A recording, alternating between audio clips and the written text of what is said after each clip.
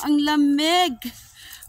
Ayan, umuusok yung sa sobrang lamig. So, i-check ko lang yung aking yung aking sasakyan kung na-defrost na siya kasi hindi pwede na okay, tingnan.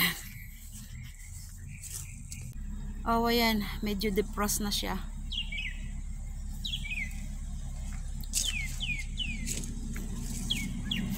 Kasi hindi, ayan tingnan mo, kaya kailangan talaga maaga gumising para ma-defrost yung kotse. Kasi wala kang makikita. Kita nyo guys? So, okay, papasok muna ako sa bahay para bago yung hindi pa naman siya ready yung sasakyan ko para defrost. Tingnan mo yung tingnan mo yung mga grass puti. Ayan grass ay puti dahil sa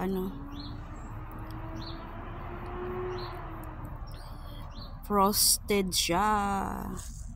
Grabe first time ko na talaga na ganun na ngayon lumamig talaga. Ano kaya yung tingnan natin yung mga ating neighborhood dito.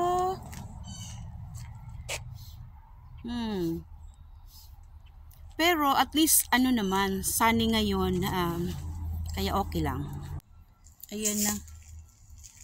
Brown na talaga sila guys kasi dahil winter na, hindi pa naman winter, fall pa lang pero malamig na siya.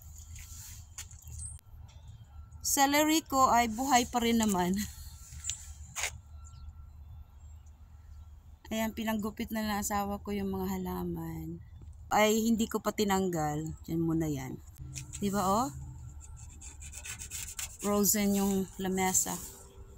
Check ko naman yung aking persimmon. Ay, ako Diyos ko. Basa yung aking Okay. Ayan, ngulantoy pa rin yung kanyang dahon.